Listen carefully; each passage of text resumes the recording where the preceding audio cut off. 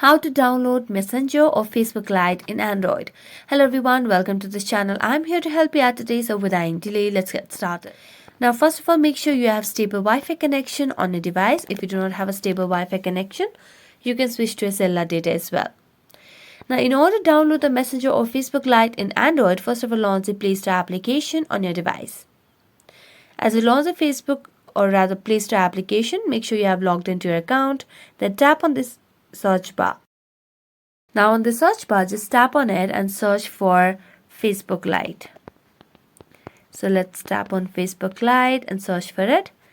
And here you can see the application. So you can get the option of install. So tap on install, and with proper connection, it will start installing the application on your device.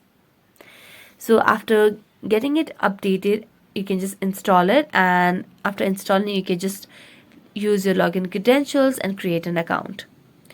And the process is same even for the Messenger over here.